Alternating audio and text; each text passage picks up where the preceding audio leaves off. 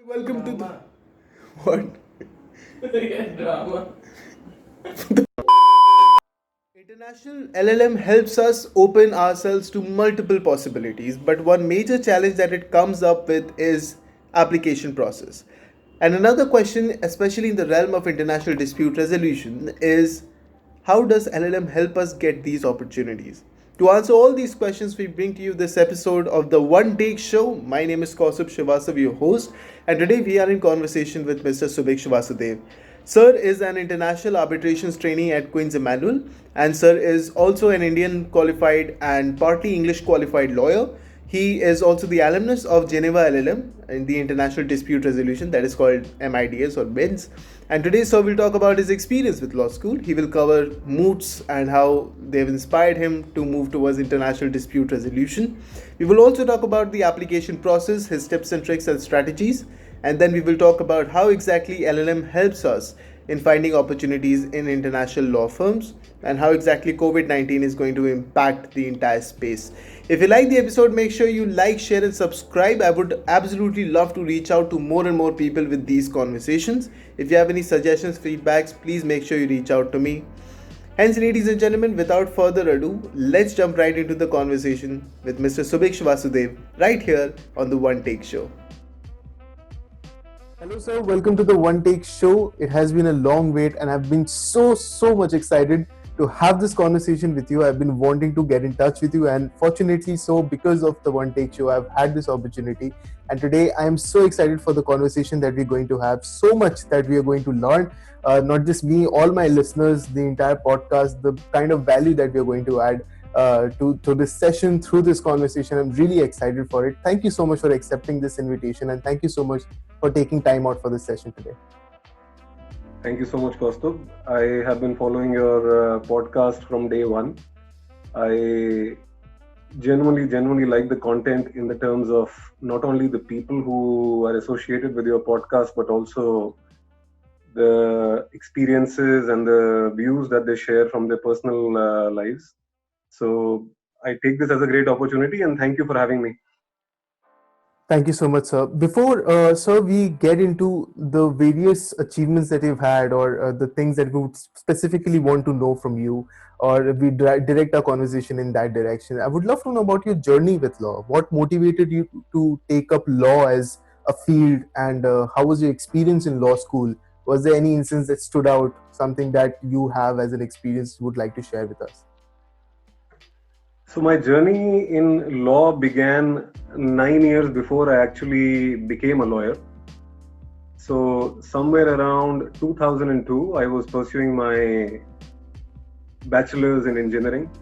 I was studying in Guru Gobind Singh Indraprastha University in a college called Bharati Vidyapeeth College of Engineering. So I was pursuing electronics and communication engineering at the time.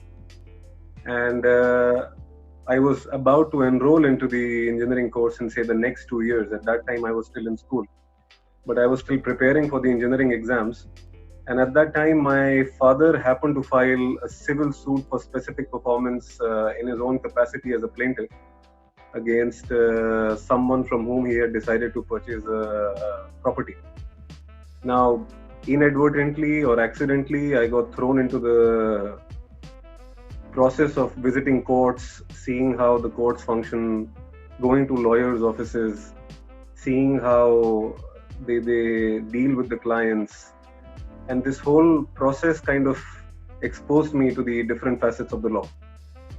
And I had no intention to pursue law even at that point in time, because I was very sincere about the career path which I had chosen for myself.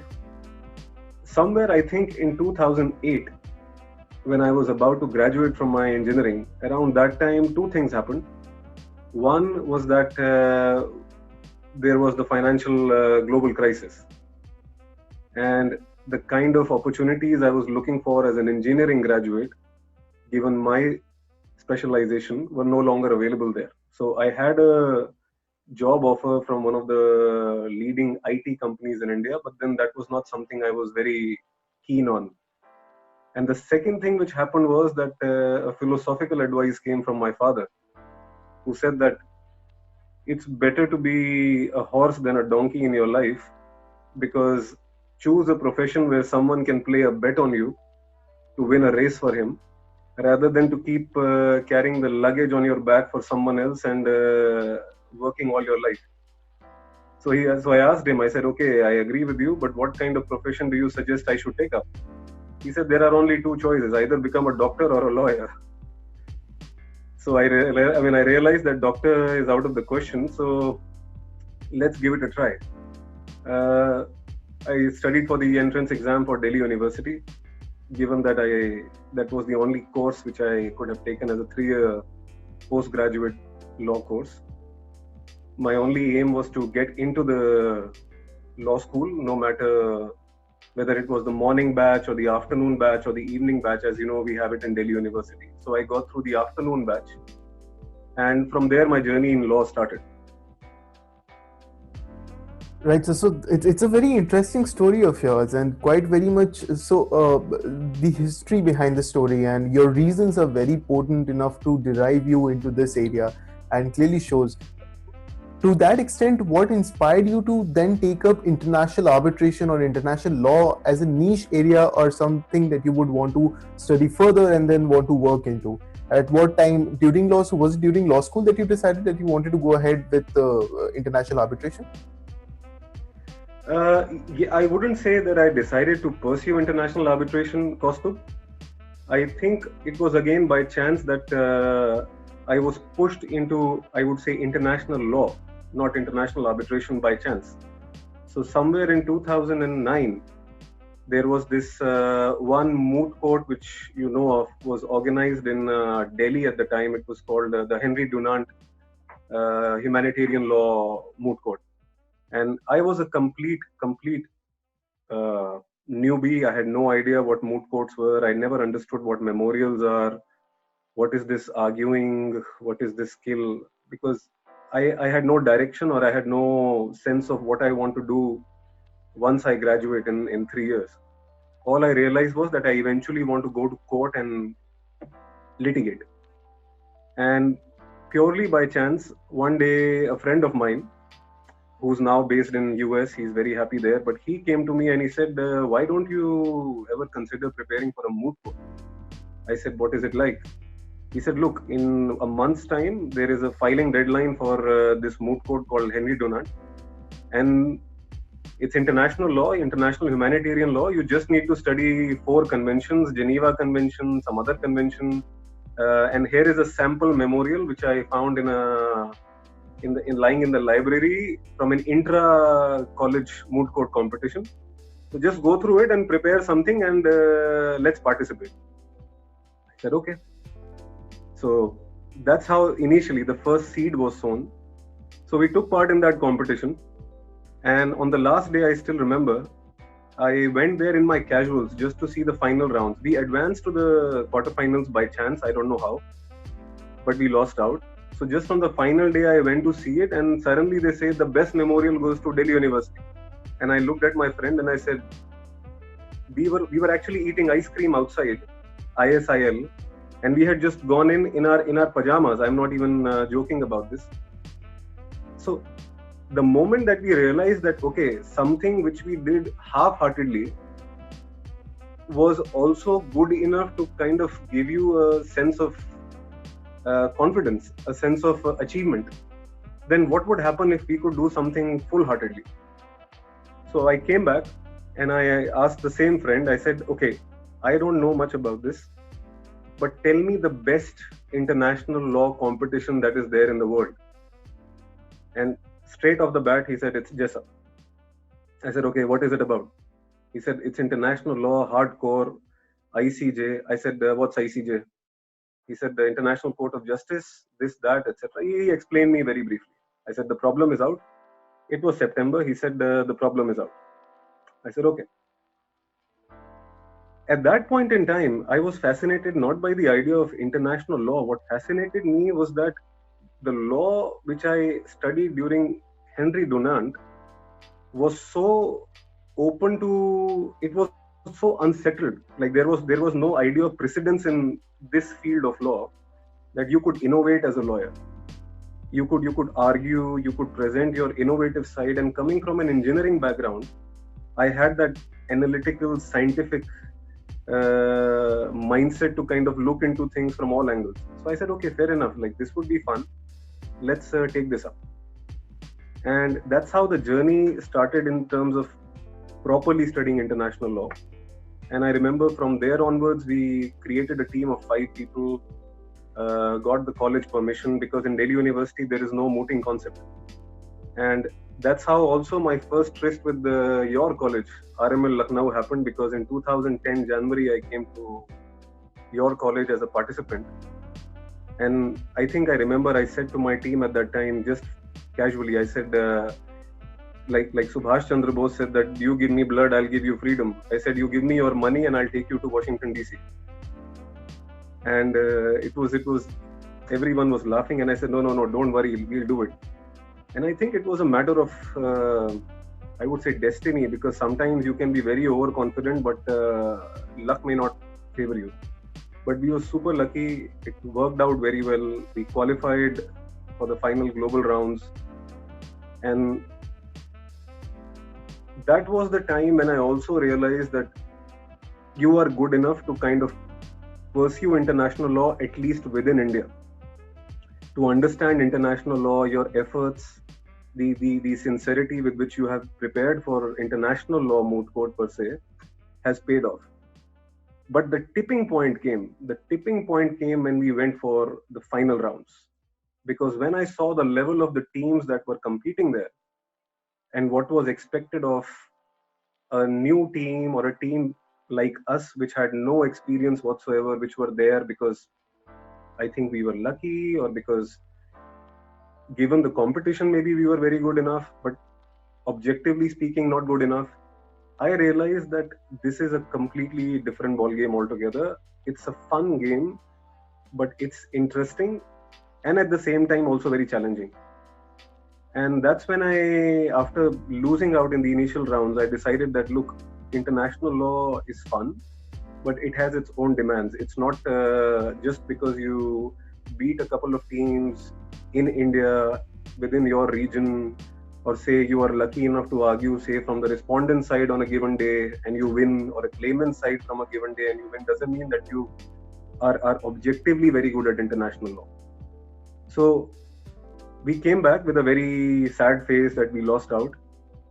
And then having tasted that hunger, I decided that now is the time that we should participate properly for the last and final time in a proper international law moot court, and see where we stand. Because now we have tasted both success and defeat, and we have a fair idea of how law works. And in 2010, I think somewhere in March, after coming back from Jessup, we decided to study for the FDI moot, because we had seen the public international law side, and now I wanted to check out the arbitrations. Right. So it was by accident that if it were not, say, an arbitration moot, had it been, say, a space law moot or any other moot, I probably would have gone for that. But logistically speaking, it was the only moot which was available to me at the point in time. And I had no idea, again, of ICSID convention or who is Schroer, or so on and so forth. We devoted 6 months, went for the moot court without telling our college, and we ended up being the semi-finalist, lost by 1 point in the semi-final by dissent, and we won the second ranking memorial, we won the top 10 speakers, overall second highest team, and that was the validation that, okay, now I can actually think and believe that, yes, given the right amount of effort and given the right amount of energy, this is a field that I can master in. So the seed was sown, I would say, way back in 2009, but the fruits were realized in 2010. But then, as I said, that for me, the decision was very clear that I wanted to get into litigation to gain some substantive experience, and to find the right time when I can finally move into international law or international dispute settlement per se, having gained some practical exposure. Right, so because this is a very interesting story, I was aware about your FDI achievements, obviously, because I believe you visited our university a couple of years ago, and for judging our moot court competition, and I was a part of the moot court committee, and we were aware that okay, so Bhikshar is here, and he has done so well in the FDI moot. That moot, I believe, was also investment arbitration centric. I think Abhishek Dwivedi sir had crafted the problem for that year. But it's interesting because then you went ahead to pursue LLM in a very similar, in the exact field, that is international investment arbitration.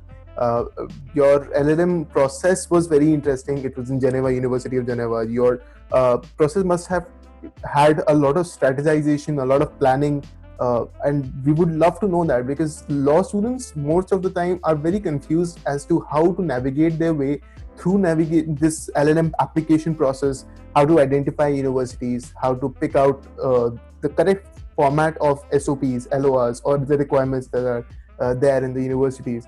So what were your strategies? What was your experience with this entire application process? See, I'll go a step back very briefly, and then I'll quickly answer your question. I think my LLM also has to be attributed to a great extent to my association with the FDI moot. I was constantly involved with the FDI moot after 2010, although as an arbitrator. And I would make it a point that every year I would go and attend the international global rounds, no matter what, wherever they were. And it was in 2017 that the global rounds were in Buenos Aires. So I went there. Just perchance, I happened to meet Professor Gabrielle Kaufmann-Kohler, who at the time I did not know who she was, because I had been out of touch from international law for a good 6-7 years by then. So I just met her. We candidly spoke. She was conducting a workshop by Young Ika on cross-examination. I didn't know what is Young Ika either. And we just had a very casual conversation about the art of cross-examination in international arbitration. That's it. And she said that, look, I'm a professor in the Geneva MIDS LLM program, and you should consider it. You should at least check it out, what it is about.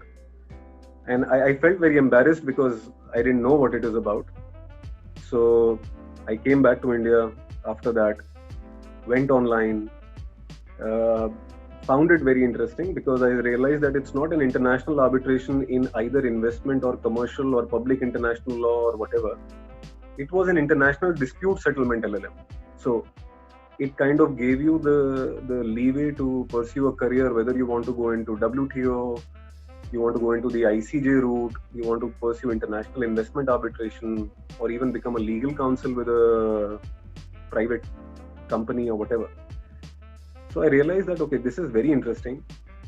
My practice was going on well at that time, but I decided that it will take at least a couple of months to prepare my documents, to have a very, very planned, safe shot at applying for this LLM, because it seems that it's a very highly competitive, coveted LLM program.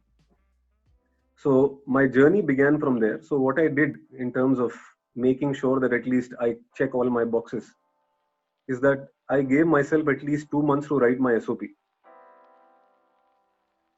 I'll come to the part that as to how I drafted my SOP, but just to quickly tell you the stages which I had in mind. So I came back in November from Buenos Aires, and the deadline for MIDS that year in 2018, I went in 2016 and this was 2017. So the deadline in 2017 March was somewhere in 2017 was somewhere around end of February 2017 that you had to apply.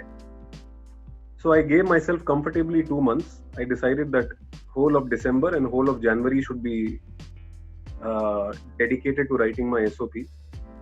And around the same time, I realized that the importance of a LOR is paramount. And I had often seen people use the LOR as an excuse to approach very, very influential people, judges, sometimes even, I have seen this personally happen, sometimes even a high-ranking minister just to write a very powerful, weighty LOR for them. So I studied a lot on internet that what is the idea of an LOR, what are they looking for, and that's how I initially started planning it. That SOP and LOR should be my main concerns. The rest are just collecting your academic documents, which wouldn't take time. So that was point number one. Point number two, as someone who had always discouraged his juniors to pursue an LLM, it was very difficult for me to make up my mind that do I really want to go through this whole time consuming and energy consuming process? Because even if I apply and I get through, then is this just about checking a box, or is it about actually pursuing this for real? Sir, if you don't mind me asking, why did you discourage your juniors from pursuing LLM in the very first place? Was there a reason? The main reason for me was that I always saw, at least in my limited experience, I always saw that young guys would go abroad, do an LLM from top universities, and then would immediately come back home and start practicing. And I somehow felt more from a practical point of view that we are all not from very well-off families, or from, I am a first-generation lawyer. My father is not a businessman who can easily afford a master's degree or an MBA program or whatever. So I always felt that, is there a purpose that you guys want to really go and pursue an LLM? Or is it just about going and doing it for your CV and then eventually coming back home and doing the same work which you could have done 2 years ago? Because I saw a lot of young advocates my age, perhaps a bit younger than me, because I joined the profession late at 26. But I saw that they were Harvard graduates, they were Stanford, Oxford, Cambridge, but came back and started working as litigation lawyers in India. And my concern was that I felt that either use your experience and the LLM platform to gain further experience, or at the same time be useful to the students to kind of either carry on a practice and parallelly teach them, but don't just go there and come back to practice mainly. Contribute in some way. Contribute either to yourself by gaining an exposure which is once in a lifetime exposure, or contribute to the others in helping them do something which probably finances or time may not allow them to do. So for example, if I'm speaking to you today, the idea is that an average guy, perhaps like me, who's maybe not as fortunate to go and pursue all of this, can understand the motivation behind it and can understand, is it worth it or not? So I felt that if that's the criteria, then please don't waste your time in doing a very top LLM or going to a standard LLM somewhere in the UK and coming back, and then someone asks you, what did you do? You neither can say that I worked abroad, you nor can say that I took the bar, nor can you say that I gained at least enough experience to bring value addition to my practice back home. So if that's your motive, then please don't waste your money and time. So that's why I used to discourage them.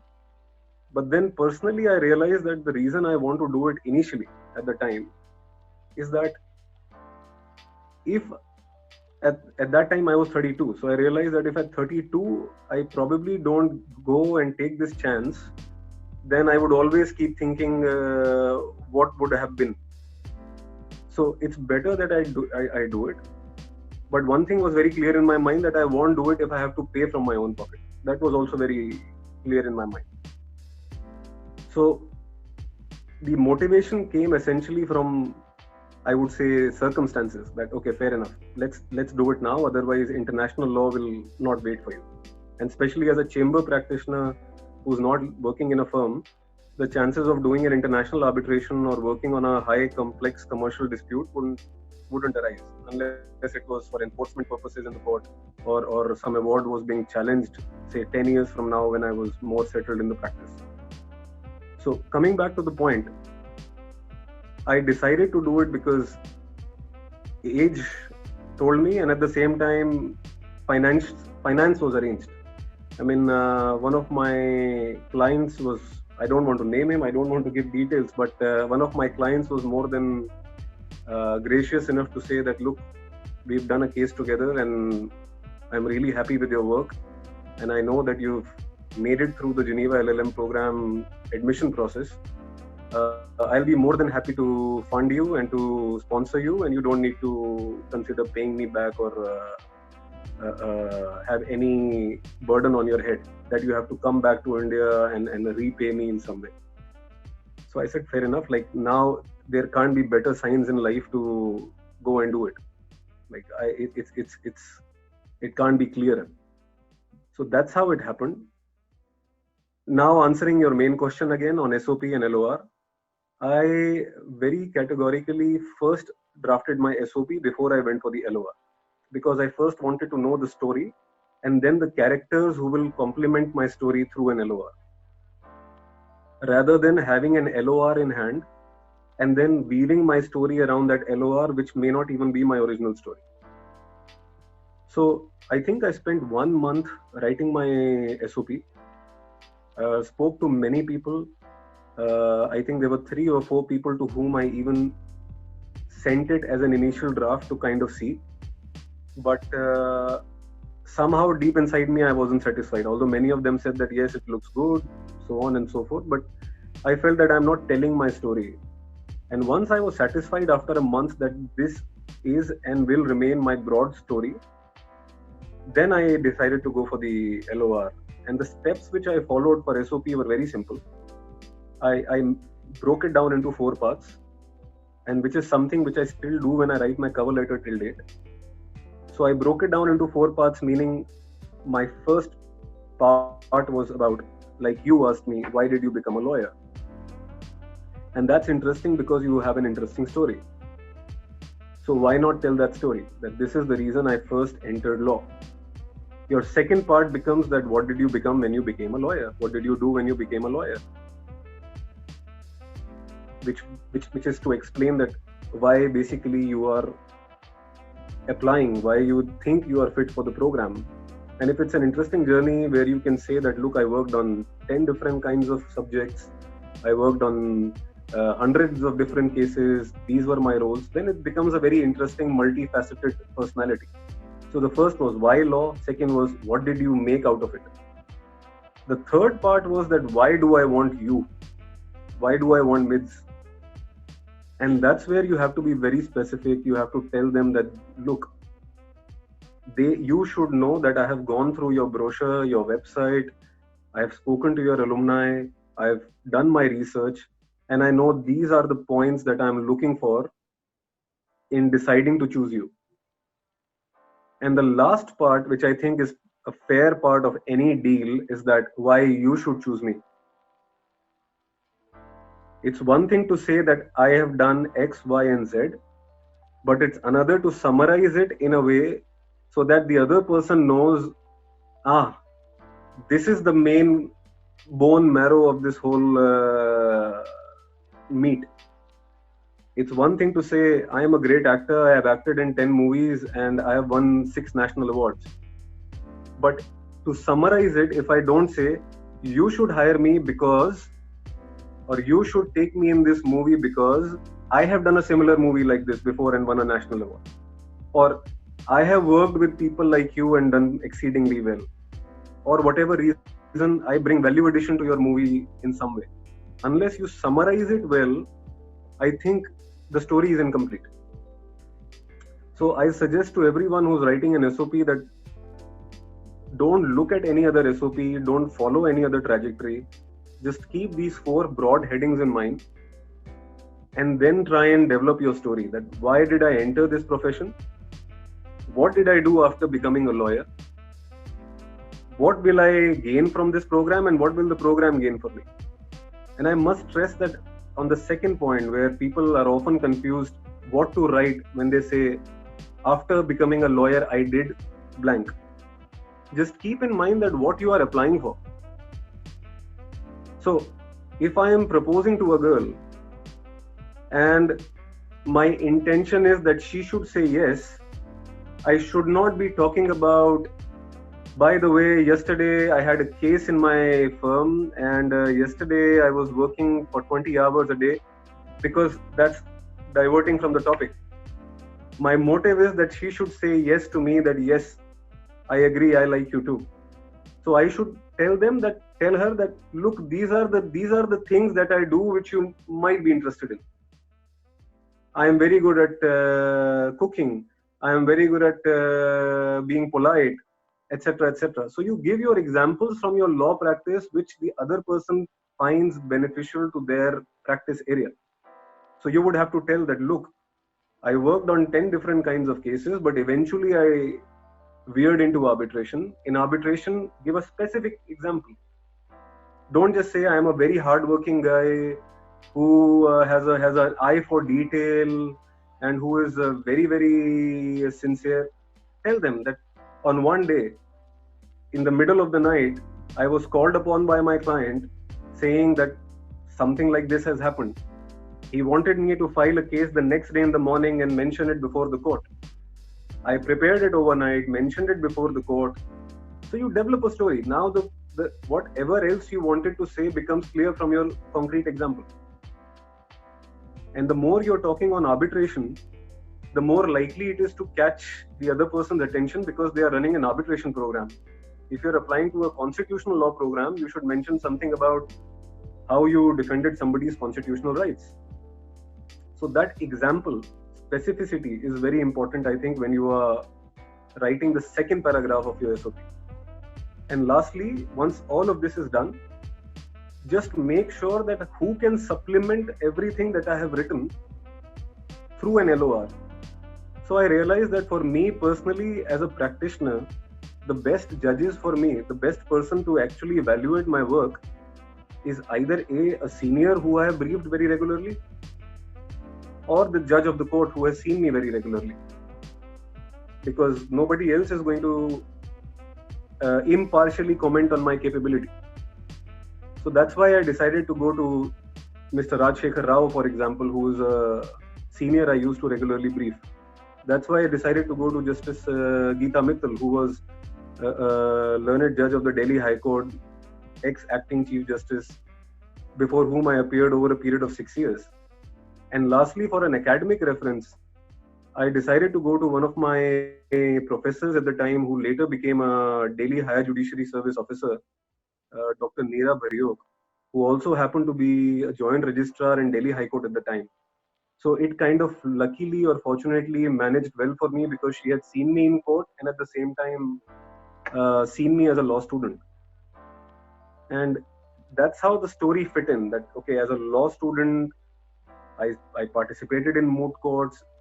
That drove me into litigation. I performed well at litigation. Then I decided to do arbitration. So the story kind of matches with whoever is backing you with that story. So that's my advice to anyone and everyone who's planning to take an LLM and going through the rigors of applying. Right, sir. That is a very interesting story. In fact, a very elaborate example of how one should approach the statement of purposes and how one should approach letter of recommendation with the precautions that we should keep in mind and the kind of ingenuity that we should try to somehow convey through these paperworks that are required. Which brings me to my second question, which has been a very popular question that we've received from our listeners, is that firstly, how does this LLM that you have pursued, or LLM that people usually pursue with foreign universities, does that genuinely help with the employment with international law firms? And what is your particular experience with making your way or navigating your way through international law firms, and how has your experience been in that sphere? To answer your first question, an LLM, and I'll answer this question only from a Indian lawyer's perspective or an Indian student's perspective. And I'll answer this keeping in mind the handicaps we have and the advantages we have by and large. So an LLM surely helps if you are looking to pursue a career in international law, I would say, or to pursue a career internationally, I would say. I'm not even on arbitration right now. I'm not even on any other thing. The main reason for that is that even if you have worked for 5 years, 6 years in India, and even if you worked in a top law firm in India as a senior associate, I would say, because I see their examples as well, they find it particularly hard to break into either the European or the English or the American market, given the A, competition, and B, the lack of recognition for the kind of work you've done. The main problem which I see is that you may have worked on all the kinds of cases that possibly are there to work on. ICC, LCIA, maybe ICSID. You may have tried your hand at everything. But not having worked in one of those typical arbitration friendly jurisdictions still does not give you a foot in the door to work globally in one of these firms. I'm not saying I'm not generalizing it, because I know that there are very few people who have been lucky enough or who have been fortunate enough to straight away, even after law school, find a training contract with English firms, or who have worked in India and were fortunate enough to straight away find a position in a foreign law firm in one of these places, London, Paris, New York, wherever. But that's not the norm. So I would say that an LLM at least gives you an opportunity to put your foot in the door. The important question is that which LLM should you consider, because not every LLM would put you in the same position. So you have three things to keep in mind. First, be clear that which is the market you are targeting. So for example, if I am really targeting the market in Europe, and in Europe particularly I'm targeting a market in Paris or maybe Geneva or Belgium or wherever, Germany especially, then I need to make sure that the LLM program that I pursue is in the market. That's my first suggestion, because I see many a times that people do an LLM from the US or the UK, and I'm not talking about an Oxford or a Cambridge or a Harvard LLM. I'm talking about a standard LLM, which is also good enough, but maybe does not have the Ivy League label on it. If you are pursuing that LLM, then chances are that your employability factor will be very high in the market where you did your LLM, as compared to a market where someone else might have mastered already. So that's factor number one. Keep in mind, where do you want to work? It surely helps a lot. The second factor is, it might sound very bad, it might sound very harsh to some, but I think in my practical experience, I realized that brand has a huge role to play, especially from Indian perspective, I would say. And I'll come to why I'm constantly saying Indian perspective. But from Indian perspective, branding of your LLM has a huge role to play. So if you are an Indian average student, let's say, you're not even a top of your class, someone like me who did his LLB with a second division.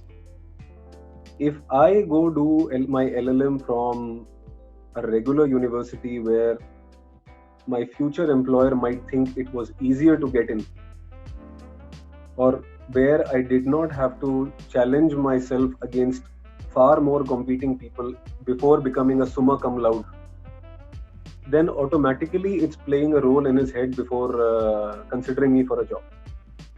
Whereas if I'm an average student, a second division graduate from Delhi University like myself, and I happen to go and do an LLM in international law or even constitutional law from Harvard University or Oxford or Cambridge, or let's say in my case MITS, because I consider it as good at international arbitration as all these universities, then suddenly your chances of at least being considered, they exponentially increase. And I'm saying this from experience, because I remember when I was in India in 2013, 2 years into my practice, I was just randomly, casually sending these applications for training contracts to different English law firms. Nothing ever happened. And it's not that I became a different person. I was doing exceedingly well at litigation at that time. But I understood from their point of view that why should they waste their time, energy, and resources on someone who on paper itself does not seem very appealing. He may turn out to be an exceedingly great guy, but even you wouldn't waste your time on somebody who you know that, well, chances of him being great are 1 out of 100. I would rather stick on the safe side and interview my 99 candidates from safe universities. So the branding of your university is a must. My suggestion, especially now after the COVID-19 times, is that if you want to invest, then please first keep in mind the place you want to invest in. Make sure that that place has a market for you. And B, find a course which is either the A League course, as I mentioned, such as Harvard, Cambridge, Oxford, Stanford, Columbia, MIDS, courses like these. And then think that yes, if it's either of both, then I should invest my time and money, because only then the chances are that I would be taken seriously by an international organization in terms of at least considering me for an interview or considering me for a job. So that's to answer the first part of your question, that is LLM really important? The answer is yes. And just to add to it, from an Indian perspective, we have two handicaps as Indian students. The first handicap is that, which many people don't realize, is that you may be very meritorious, you may be exceptionally good. I'm not saying 1 in a billion, because then of course the equation changes. But let's say you are exceptionally good, you are very bright, great reviews. The problem is that you will have visa issues, which many people don't understand, and the visa issues is something which many people also don't foresee before pursuing LLM programs. So for you to get hired, an employer will have to make sure that you have the work visa, you have the residence permit to be in that country, and that involves costs. So especially in the European Union, there is a regulation that the first priority of picking an employee has to be given to somebody from within the European Union. And if you cannot find someone with a similar profile, only then can you look outside. So just imagine that as an Indian, you are automatically pushed, even if you are meritorious, you are already on a handicap before starting. I mean, you are chasing 300 and 10 overs are already gone. So you have to chase 340 overs, something like that. And then comes the second handicap, which is that international arbitration requires more skills than perhaps, and when I say more skills, I don't mean skills in terms of education, more soft skills than perhaps what we are accustomed and exposed to. So when you see a European or an English or an American student who's applying just like you for a job, you will see that you will possibly also lose out because he has more language skills than you. You are a good native English speaker, there is no doubt about it. But one thing which nobody tells us is that while you are planning to make a career in international arbitration or international law, do make sure that you pay due attention to your soft skills, which is language skills.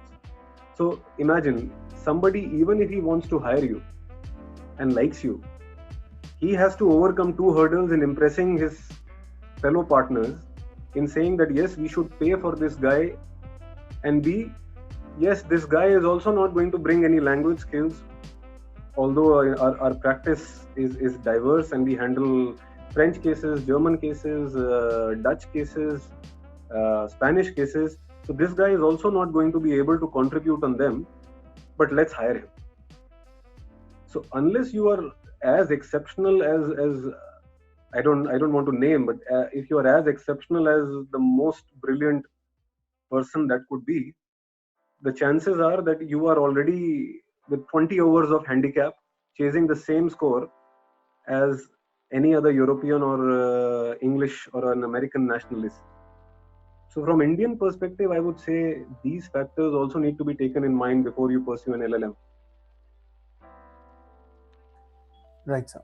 So, because these are very interesting as one of those various areas of experiences that not a lot of people are exposed to, and hence not a lot of applicants at our age or the legal aspirants who've already started practicing and now want to apply for example, vacation schemes, or when it comes to applying to international law firms for trainee contracts or for the placements or stuff like that. We're not exposed to such possibilities. But this is really rich as the kind of knowledge that we have received, and I'm really grateful that you have described to us this in such depth. And but now this brings me to a much more of a interesting concept, as in the idea of international arbitration and COVID-19. One of the biggest issues and one of the biggest causes of anxiety amongst the fresh law aspirants is that COVID-19 is changing the industry very fast. It is changing the way people are approaching the cases. It is changing the way employability is being pursued by law firms, by universities offering courses and everything. At this point of time, are you observing any change or in the contours of investment arbitration or international law when it comes to COVID-19 and its impact on the same? Kaustubh, I personally think, especially given that what I have been told by more experienced people in international arbitration, and especially from what I am hearing and what I am observing around me, the case load is only going to go up. There is no doubt about it. Okay. And especially from both commercial as well as investment arbitration point of view, the case load is only going to go up. But when we say that the case load is going to go up, we also again come back to the same root problem, that where is your locus standi in being a part of that caseload? Mm-hmm. So let's say the caseload is going up in terms of shipping contracts. Are you aware as a law student that most of the shipping contracts are governed by which particular law? Most of the shipping contracts are, say, oil and gas contracts.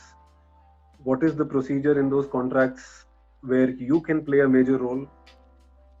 Just because there's going to be an outburst of litigation in international dispute settlement does not mean that everybody has a place or everybody has a piece of the pie automatically. So that answers, at least in principle, your question, that just because COVID-19 will increase the number of cases, don't take it for granted that I will automatically get a piece of the pie. Having said that, I think the reason why people should be more positive rather than negative is that this is a good time to pursue an LLM, but provided that you can break into, again, as I said, those good universities, and you can present yourself as a potential candidate who can actually bring value to solving these new disputes,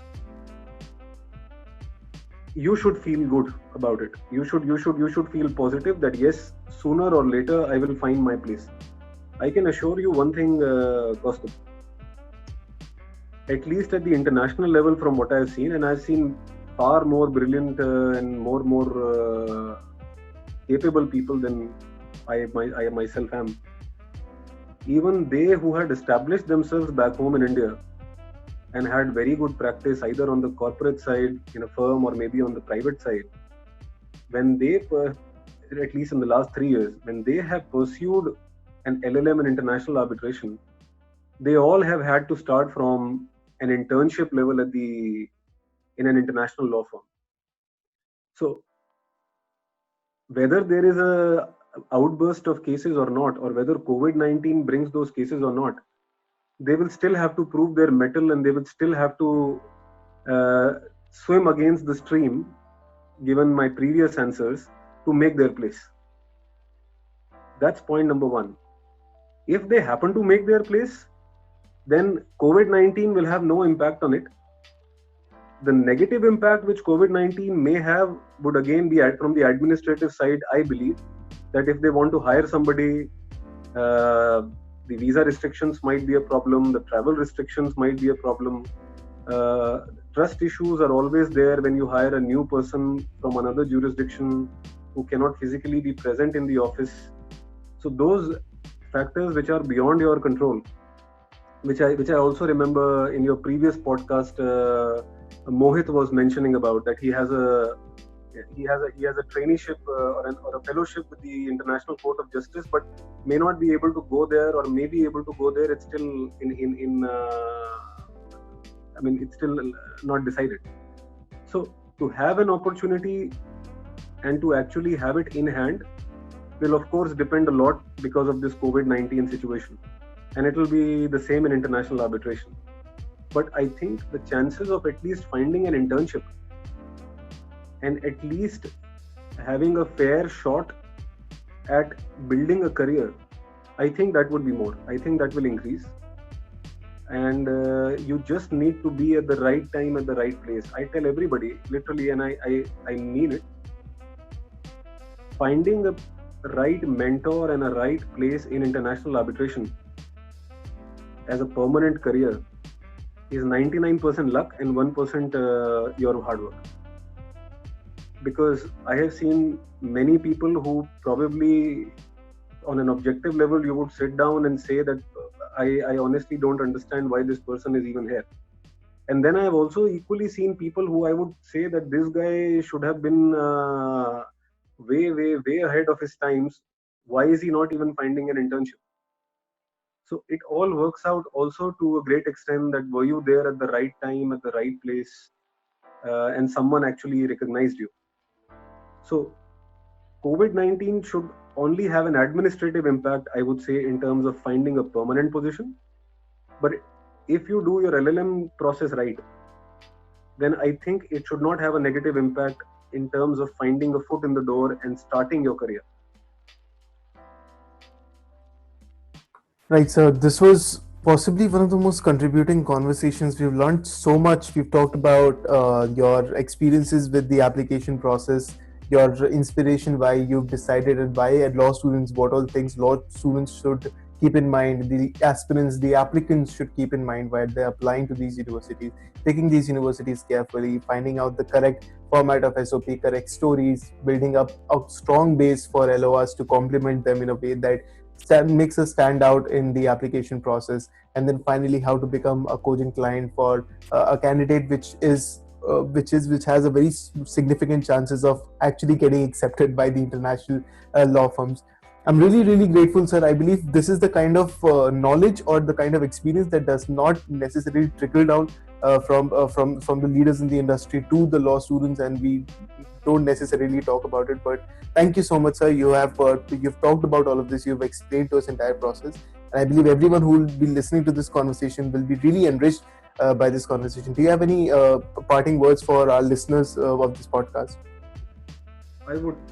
Thank you for the opportunity, Kaustubh. I would very briefly just give one piece of advice to everyone. I'm equally as much as I'm equally a newbie into international arbitration as someone else might be in a couple of years' time. And with all sincerity, I must say that I'm equally I'm still stepping a stone into international arbitration from what I know. But one thing which I can genuinely tell everybody is that please have faith in your abilities. Don't undersell yourself.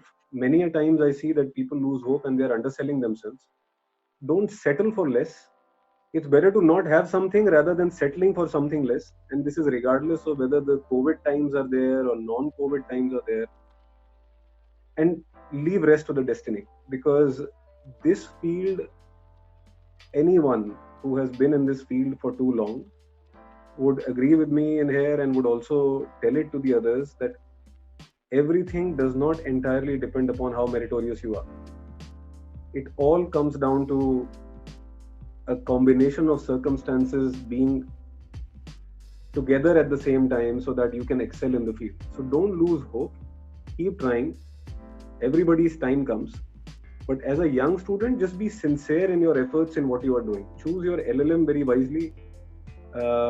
During the LLM, make sure that you are sincere in terms of applying for cover letters, your CVs.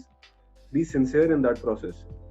and be sincere in any kind of work that you happen to do post LLM. Because one thing which I didn't touch upon but would very quickly do is that even if you're coming from 5-6 years of experience in India as a associate, senior associate, whatever, you may have to do a lot of work which personally you may believe, or people back home might tell you, oh, you are doing that as an intern over there.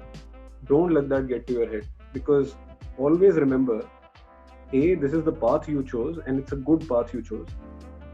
This exposure will not come to you sitting anywhere else. This exposure will come to you at a price. And B, the kind of work that you are doing, you will never do in India for the next 20 years. So be thankful to that, be sincere on that, and leave rest to destiny. Let your efforts speak for themselves. Let your sincerity speak for itself. Just don't lose faith in yourself, because many young students I see that, including myself, at least I can say that I don't lose faith in that sense. But I see many young students who are willing to pursue an LLM, but halfway down the line, or maybe after applying, or somewhere down the line, they start feeling that this is not my cup of tea. Give yourself, when you apply for an LLM, make sure that I will keep 2 more years at least, or maybe 3 more years in buffer, where I will struggle. If nothing works out in those 3 years, fair enough. You have your backup option. You can always come back. And even when you go back, you will have a great amount of experience and a great amount of exposure to further trickle down to the next generation or to your juniors, whom you can also guide and be a good mentor to. It will never go to waste. But give yourself also that surplus of 2 to 3 years to make sure that you tried enough for something that you devoted time and money. So just that's my parting advice, that keep your spirits high and always have a positive attitude when you're trying to make a career in international dispute settlement, I would say. Right, sir. Thank you. Thank you so much. I believe that was a very important piece of advice for us, because one of the very common running theme is that if in case you want to get into litigation, you should get head on from the very first day and should not stop, because if you take a gap for LLM, your continuation breaks and then this problem starts. But then obviously the opportunity to work with an international law firm itself requires a lot of sacrifice, requires the kind of courage that it takes, and is very important for us. I'm really, really grateful. I will just add one thing there, because I heard it. I remember having the same point from, it's not my words, it's my professor, Professor Zachary Douglas's word. He especially spoke very highly of Indian candidates. He said that Indian candidates are some of the best that he has seen over a period of last 10 years. But he also added that the fact that most of the Indian candidates have worked after graduation, and not just simply focused on arbitration per se, right, and have seen what it is like to, say, handle a company law petition, or a civil suit for specific performance, or a probate matter in district court, or even an interim injunction. He said these things are what set you guys apart from somebody who has only studied a New York or ICSID or etc. Because those people can only think in a very, very straight direction. You guys think from a very practical and a more expanded dimension. You understand what you are studying, where it is going to eventually apply. Because as you see, arbitration is not just the award is rendered and that's the end of the story. Then it will get challenged somewhere, or it will get enforced somewhere. And that's where people like me, you, or everyone else who's listening to this podcast, who will eventually have some litigation experience, or even internship experience in chambers, will understand that, oh, where is this award going? Because otherwise that award is nothing but just a piece of paper. Right. So in his words also, I think it's better to have that at least couple of years of experience, so that you can actually have a perspective to arbitration when you enter the field. Right, sir. But thank you for the opportunity, and I wish you all the best as ever. Well, thank you so much, sir. I believe this was a very contributing conversation, and I'm really excited to take this product out to all my listeners. They will really benefit a lot from this. Thank you so much for taking time out for today. I had a wonderful time. I hope you had a good time too. My pleasure, Kaustubh. It was a great opportunity speaking to you and to all your listeners. All the best to all of you. Thank you. Thank you. Thank you so much, sir.